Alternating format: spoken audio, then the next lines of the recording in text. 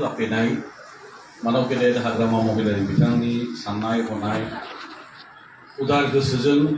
बोजबनाय बरायनाय आरो सिगांलांनायनि जि परिकल्पनाखौ लानानै बेवहाय जों ज' जादों बयखौबो गोसो सिंनि मोजां मोननाय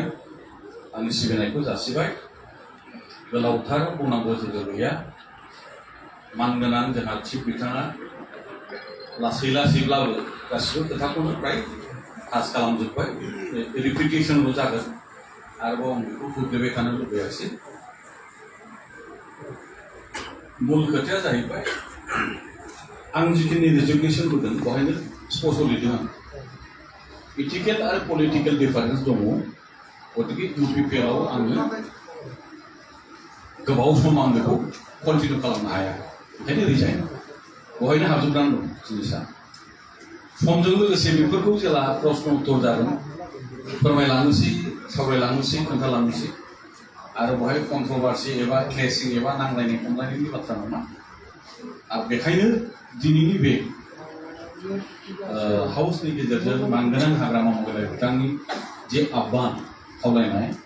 खौसेथिखौ सिगाङाव दोननानै जों बयबो इन्डिभिजुवेल जोंनि व्यक्तिगत जि सिन्ताधारा बेखौ एसे साइडआव दोनथ'नानै जोङो ज' खौसे जोंनि भबिष्यत जों जि सिमां नुदों बेखौ एचिभ खालामनायानो जोंनि सम आरो जोंनि बेनि थांखि आरो दिनै बे समा दिनै फैदों दिनैहाय बिपिएफ राजखान्थि हान्जाया रिजनेल मोनसे फर्स हिसाबै खालि बिटिसिनिल' खोथा नङा खारन मोनसे समावहाय बिपिएफ राजखान्थि हान्जाया समग्र आसामाव मोनसे डमिनेट खालामदों बैहाय बिपिएफ महरै नङाब्लाबो मिसिं काउन्सिलावबो दखल खालामहरदों मानगोनां हाग्रामा महिलारि बिथांनि दैदेननायाव बैहाय बिपिएफ हिसाबै नङाब्लाबो कार्बि आंलं काउन्सिलावबो दखल खालामदों राभा हासुङाव खालामदों टिवाइआव खालामदों इभेन वेस्ट बेंगलाव दिनै कुलसन सुमफ्रामारि जुदिও बे माबेबा गणशक्तिनिमोन जुदिও बे माबेबा मानो तृणमूलनिमोन बहायबो नैबे बिपिएफनिनो बैहाय आशीर्बाद दंमोन गोहो दंमोन मोनसे प्रभाब दंमोन बेबायदि बिस्तारि भाबै आरो मोनसे समाव गभर्नर मोनगुलायनाय बेफोर खोथाफोरखौ जोङो रिकल खालामनो प्रयोजन दङ आरो बेबायदि मोनसे पर्यायाव फैगौ समाव बिपिएफ हिसाबै आरोबाव मोनसे राजनितिनि फोथाराव गोहोम खोलैनो हागोन बे जिनिसा ध्रुब सत्य ओंखायनो व्यक्तिगत आदर्श सिन्ताधारा बिदि होनलायबाय थानानै अगथाबलायबाय थायालाबानो जोङो ज' जानानै आरो दिनैनि मुहुर्तआ जाहैबाय बांद्राय मोनसे जायगायाव समखौ नस्थ' खालामनायनि खोथा नङा नमिनेसना जिहेतु स्टार्ट जाबाय 26निफ्रायनो मेन केम्पेइना जिहेतु जासिगोन गतिके जिखिनि बिपिएफनिफ्राय केन्डिडेट्सआ मैया नङा होमबा जिखिनि एनाउन्स खालामनाय जाबाय बेखौ जान प्रान होनानै जिखिनि 11 जन डिक्लेयार खालामदों बेखौ एबसुलुट देरहाहोनाया जोंनि बयनिबो कर्तब्य आरो बेखौ जोङो मावफुंनायनि थाखाय बयबो जांगिफ्रानानै जों सिगांलांनांगोन आरो दिनैहाय जिखिनि फैदों सिङाव जिखिनि खोथाखौ मोनदांदों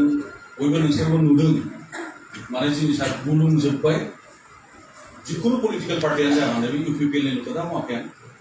जोंनि ओनसोलनि बिजेपिनि खोथाखौनो बुं बा दस्रानि खोथाखौनो बुं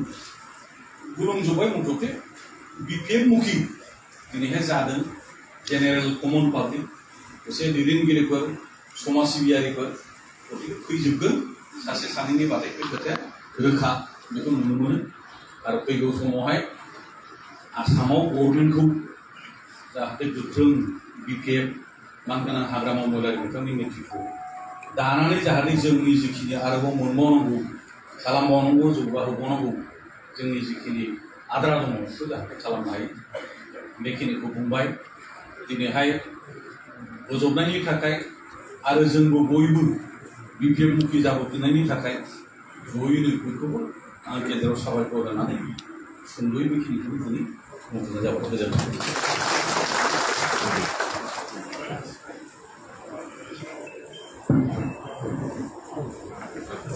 रोजा रोजा साबायखर थाबाय बिथां